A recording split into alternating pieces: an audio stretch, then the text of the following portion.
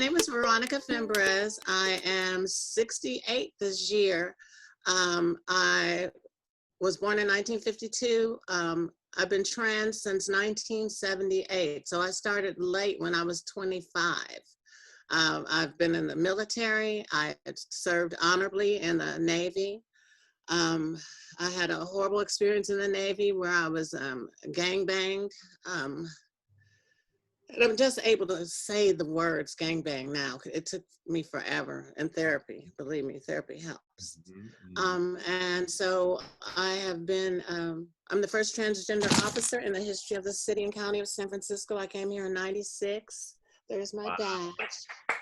And this is someone who represents us as a community. And I believe in, it's always been my belief as an activist and as a person to lift up everyone. I always try to see the best in everyone, even if people think that, oh girl, you're wasting your time, there's no redemption.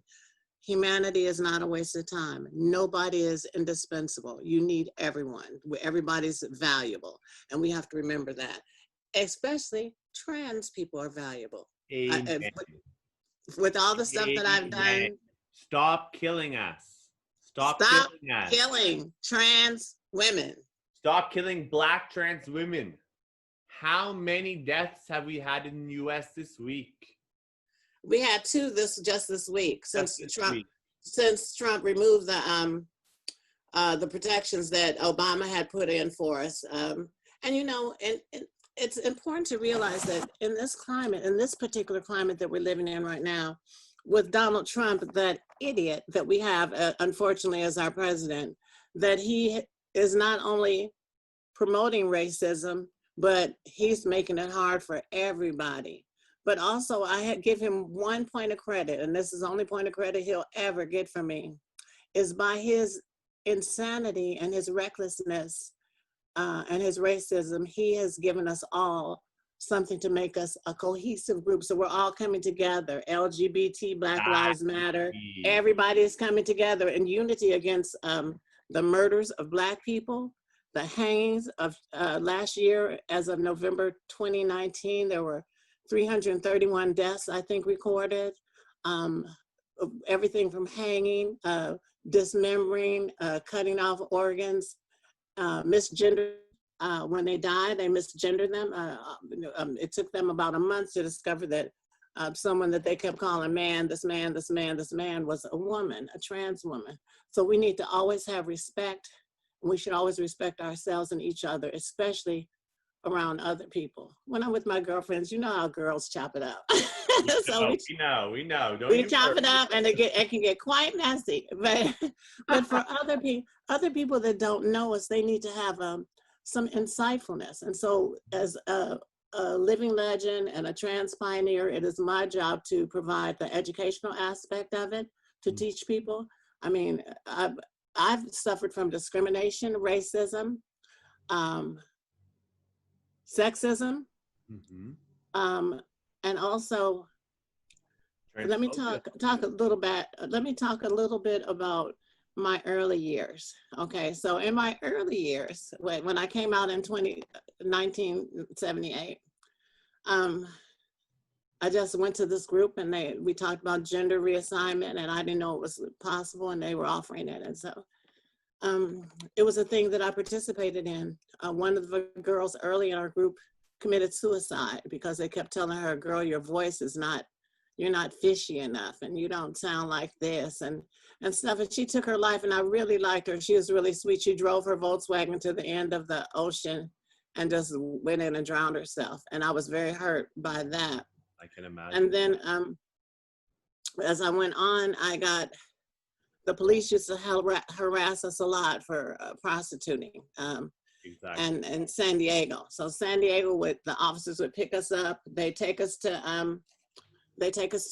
jail, and then they take our wigs off if we had wigs on. That's always wear my own hair. Never take my wig off. And they would drive you around to where the girls would pick up all the sailors and the military people there on Broadway in San Diego, and they would humiliate them. They snatch their wigs off in front of them. They call them men. They dog them out. And a couple times the officers that I've dealt with, the officers that I dealt with would say things like, "Oh, we know what you are, but you're pretty." And I said, "And I know what you are too. You're an asshole." You know, so and really, there's some police that looked out for me and cared about me. They would take me home. They said, "Veronika, you're naked." I said, "No, I'm not naked. I'm dressed." They said, "No, that's naked. I'm taking you home." So they take me home. So there were a lot of cool officers.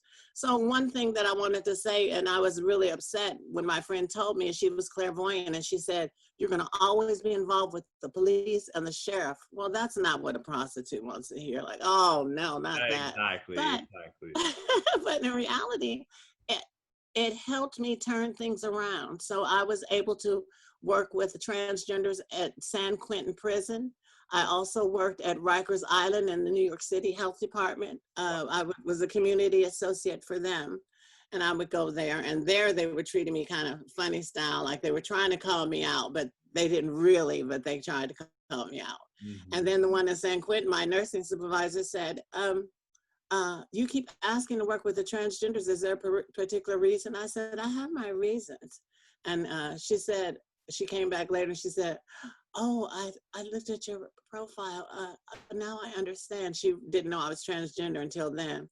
But prison is not a place for me to work. My spirit is too bright and too energetic for negativity of that magnitude. I can deal with it on a one-on-one scale or patients or something, but not a prison full of. It's not for you. Not for yeah. you. I can imagine. Now, listen, we have been having a massive problem with racism since the 1500s. This is a fact, since the 1500s. And we continue to have a massive problem until today. What is it like being a Black trans woman in the US today? Today, I think there's many changes that have happened. So in ways, by me being a pioneer, I have changed a lot of things for the way that their trans women are respected and the way that they've been able to move forward. Because I remember when I was a nurse and I'd go there and they'd give me the eye like, and stuff. And they try to ask me, ask me the question, but not ask me. And I realized that discrimination then is the same discrimination we're dealing with today. Exactly. The exact same. Nothing has changed. Just in all that time, nothing has actually changed. The things still happen. Transgenders are still murdered, still disrespected. And me, when I became the first transgender officer, I lifted up everybody I could. All the trans people, everybody. And I watched them do. In your soul. You seem like someone who lifts everyone up. I cannot. I cannot wait until the day I meet you. It's my, everybody has a blessing. My spirit is my blessing. If you ask me, am I a millionaire? I'll tell you, I'm a trillionaire. I'm priceless because the energy that I have, you can't put a value on it. And just like you can't put a value on a person's life. And I have seen transgenders and I've seen people killed. I've sat in on autopsies. I've seen a whole lot of stuff in my lifetime. And I'm actually working on a book. So yeah, hopefully I'll get that out and get me a bestseller going. Stay tuned. This one here is going to be a bestseller.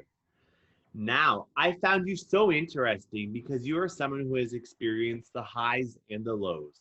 You've been addicted to drugs and had to use sex work to survive. And nowadays, you have a massive voice for this community and even became involved with politics.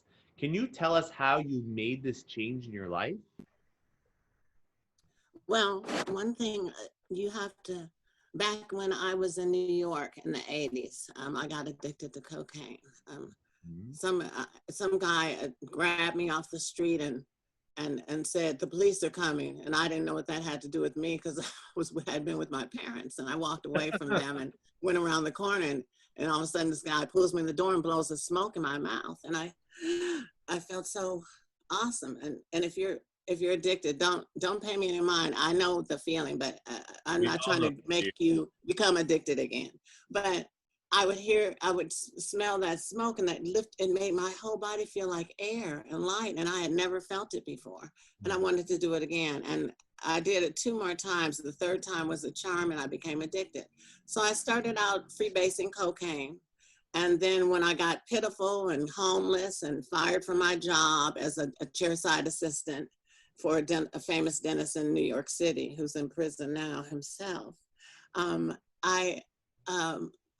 being there, being homeless like that, it caused a lot of problems, and it was very difficult. It's hard for women to be homeless, but it's even harder for transgenders to be homeless. 100%. Where are you gonna shave? How are you gonna do this? How are you gonna do that? Mm-hmm. And I remember getting into a Trix car and saying, it was in the middle of the winter, I said, "Ooh, what's that smell? You're what do you call those things in the car? You're solenoid, or you're something that's stinking." And things that hang in the window, right? No, the catalytic converter. I said, your catalytic converter must be broken.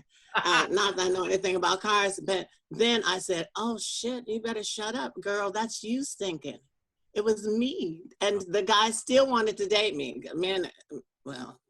So anyway, one of the things that I found, and it was different then, if you date a man and he doesn't know that you're transgender. Like I dated a guy from the mafia, and I told him, when I go to the bathroom, women, cisgendered women are going to come and tell you that I'm a man. So I want to let you know before I leave that I'm transgender. He said, oh, you're a beautiful woman. I don't care what they say. So I went to the bathroom. When I came back, he said, you know what, you're right. He said about 4 different women came over to me to tell me that you're a man. And he told them, no, she's not, and I'm with her anyway, whatever you say, you know, so that, you know. This is something important, because the mafia back in those days helped. Oh, they didn't play. They did not play. And I'm telling you, when I was with him, I had, even though I hadn't done anything, you know, I don't want to live a life where I have to look behind my back to see if somebody's doing something to me, or if I'm in harm's way. For sure. So there was that. I went down to the curb. I was staying in a step van by the Hudson River in the middle of the winter. I was eating garbage, but I'm too proud to go to the garbage can. So I had a boyfriend that kind of went and got me this cold Chinese soup that the Chinese restaurant would throw away at night. And that's how I ate. And so finally I got sick, and I called my mom and I said, Mom, I'm sick. And I was really sick. I didn't really realize how sick I was. I was like a size 7. Even when I used to model for Clairol, I was a size 9. So, you know, I was a size 7. I was a skeleton, didn't even know it. So looked in the mirror and thought, oh, you're looking good, honey. Get ready. We always think we're looking good, right? But sometimes we're like, you might be unhealthy, girl. Yeah, well, I really was unhealthy. And so my mom said, well, come home. So I went home. And going home, for me, saved my life. I'm connected with family and friends. My family has always accepted me. They didn't know what to do with me. At first, they thought, oh, that boy. And then it was later that what is that? You know, what is that? What do you have? That, then, right? That, man. What is that? What oh, my God. That? So, woman. I'm every woman. Yeah, there you go. That's it. And so, my mom and I had talks, and she had the hardest time with it, I guess. And she was telling me stuff like, you know, I could be a man. And I said, you sure could. And then my brother goes, yeah, we can call her name is Emma. And my brother goes, yeah, we can call you Emmett and stuff. And I said, well, you better let Dad know. You better tell Dad that he's married to a man, so he have an idea, you know. The whole family's messed up, right? Yeah, the family, but that was just her. That was just her thing. And I remember I brought a girlfriend over to the house, and my dad and mom liked to play cards, and she played the card game they like to play. So my girlfriend played cards with them. They loved it. And she left, and my mother said, oh, that was such a lovely woman. And your dad really liked playing with her. And she was just great. And I said, well, she's transgender just like me. And my mother went, what? Your dad doesn't like those kind of people? I said, that's not true, Mama. And you can't speak for that. You can't speak for Dad. So now my mother's my biggest fan. My dad died a few years ago. He was my big fan. I'm doing well, but if I had not gone back to Indiana, had not had love and support, and it doesn't matter if your family doesn't accept you or not, you can get and use anyone, an extended family, Exactly. to be your family, to support you. Yeah, to support you. You need support from somebody. You might as well have it from whoever supports you. If somebody supports you, could be someone we meet. Anybody. It's not anybody that lifts you up and wants to support you emotionally. Do that, and then.